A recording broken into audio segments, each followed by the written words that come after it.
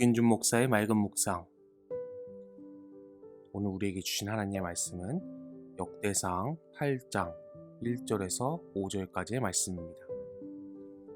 베냐민이 낳은 자는 맏아들 벨라와 둘째 아스벨과 셋째 아하라와 넷째 노하와 다섯째 라바이며, 벨라에게 아들들이 있으니 곧 앗달과 게라와 아비웃과 아비수아와 나아만과 아오아와 게라와 스부반과 후람이라. 오늘 우리에게 주시는 하나님의 말씀입니다. 저는 오늘 베냐민의 자손이란 제목으로 하나님의 은혜를 나누겠습니다. 오늘 본문인 역대상 8장 전체는 베냐민 지파의 족보입니다. 베냐민 지파는 유다 지파 다음으로 많은 지면을 할애하고 있는데요. 그 주된 이유에 대해서 많은 학자들은 바벨론 포로 귀환 이후 이스라엘 백성 내에서 차지하는 베냐민 지파의 비중이 유다 지파 다음으로 컸기 때문이었음을 말하고 있습니다. 베냐민은 야곱의 가장 막내 아들이었습니다. 막내하면 우리 모두가 다 떠올릴 수 있는 여러 가지 인상들이 있을 것입니다.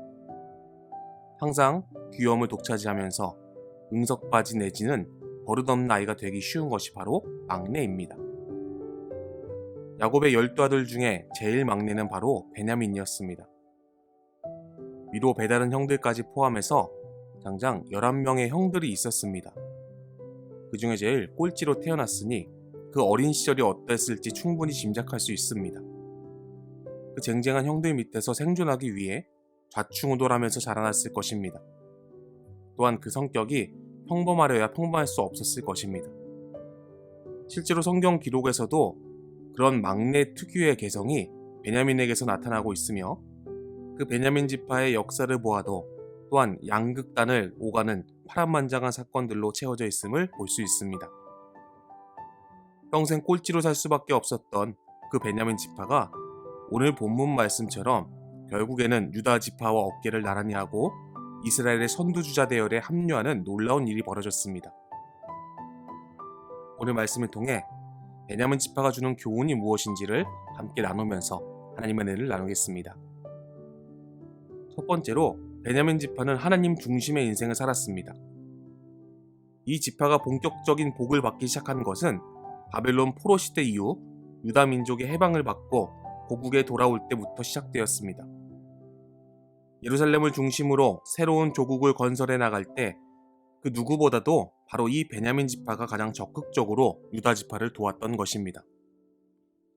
오늘 본문 17절 이하 말씀은 포로 해방 이후 베냐민 지파가 예루살렘을 중심으로 거주하며 살게 된 사실을 강조하며 기록하고 있습니다. 그 중에서도 본문 28절을 보면 그들은 다 가문의 우두머리이며 그들의 족보의 우두머리로서 예루살렘에 거주하였더라라고 기록하고 있습니다.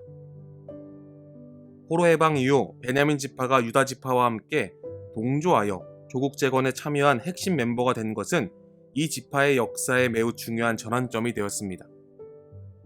예루살렘에 거주하였다는 것은 하나님 중심의 삶을 사모했다는 것을 의미합니다. 초창기에는 막내에 지나지 않았던 베냐민 지파였지만 유다 지파와 함께 예루살렘을 재건함으로 축복의 가문이 될 수 있었던 것입니다.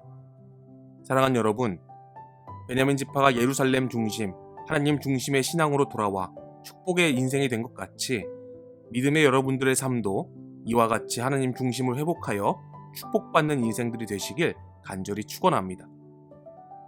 이것이 하나님 중심의 인생을 살았던 베냐민 지파의 교훈이라고 할 수 있습니다. 두 번째로 주는 교훈은 하나님의 은혜를 기억해야 한다는 것입니다. 오늘 본문 33절에서 40절까지는 베냐민 지파 중에서 가장 유명한 인물이었던 사울 왕가의 족보에 대해서 말씀하고 있습니다. 사울이 처음으로 왕으로 부름받았을 때의 장면을 살펴보면 사무엘상 9장 21절에 나는 이스라엘 지파의 가장 작은 지파 베냐민 사람이 아니니까, 또 나의 가족은 베냐민 지파 모든 가족 중에 가장 미약하지 아니하니까 당신이 어찌하여 내게 이같이 말씀하시니까 라고 말씀합니다.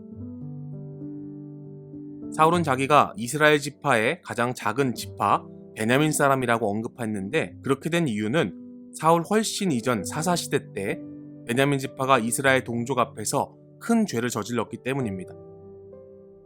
레위인의 첩을 윤관한 사건으로 인해서 이스라엘의 다른 지파 모두가 이 일에 대한 책임을 물으려고 들고 일어났는데, 베냐민 지파 사람은 오히려 기브아 사람들을 옹호했을 뿐 아니라 한술 더 떠 그 모든 형제 이스라엘 지파 사람들을 대항해서 전쟁까지 불살하겠다고 나왔습니다. 결국 베냐민 지파와 다른 11지파의 전쟁이 나게 되었고, 초기에는 이긴 듯 하였으나 연합군의 세력에 의해 망하게 되었습니다. 그 이후 베냐민 지파는 원래 순서로만 따져도 제일 꼴찌였지만, 그 불미스러운 사건 때문에 더욱 푸대접과 멸시를 받는 바닥 인생으로 전락하고 말았던 것입니다. 그런데 바로 그런 상황 속에서 이스라엘의 첫 왕이 그 베냐민 지파에서 나오게 되었습니다. 이것은 한마디로 말해서 실로 하나님의 놀라운 은총이 아닐 수가 없었습니다. 사울은 그처럼 큰 은총을 잊게 되었다는 것을 깨닫고 처음에는 스스로 겸손하며 낮아졌지만, 나중에는 교만하여 말씀을 거역하여 끝내 하나님을 떠난 왕이 되었던 것입니다. 그 사건으로 인해 원래 저주 아래 있다가 은혜를 잊게 된 베냐민 지파가 또 한 번 저주 아래 영원히 떨어진 것처럼 보였습니다. 하지만 사울왕의 족보가 요나단에서 끊기지 않고 계속 이어질 수 있었던 건 역시 하나님의 은혜라는 것입니다. 그런 까닭에 실패했음에도 불구하고 도저히 은혜라는 것을 또다시 기대할 염치도 없고 요청할 자격도 없는 상황임에도 불구하고 다시 한번 하나님의 은혜를 의지한 베냐민 지파는 유다 지파와 나란히 위대한 지파로 기억되고 있습니다. 사랑하는 여러분, 우리 죄로 인해 실패한 인생들을 하나님께서는 예수 그리스도의 은혜로 구원해 주셨습니다. 그럼에도 우리는 그 은혜를 떠나 살고 있진 않습니까? 간절히 바라는 것은 베냐민 지파가 다시 하나님의 은혜를 기억하고 예루살렘으로 돌아온 것 같이 우리의 삶도 예수 그리스도의 십자가 은혜를 늘 기억하며 살아가는 복된 인생들이 되시기 간절히 축원합니다. 오늘 말씀을 정리해 봅니다. 오늘 하루의 삶 가운데에 베냐민 자손과 같이 하나님 중심의 인생을 살길 소원하고 간절히 결단하며 기도할 때에 승리의 삶을 살아가시는 저와 여러분이 되기를 예수 그리스도의 이름으로 간절히 축원합니다.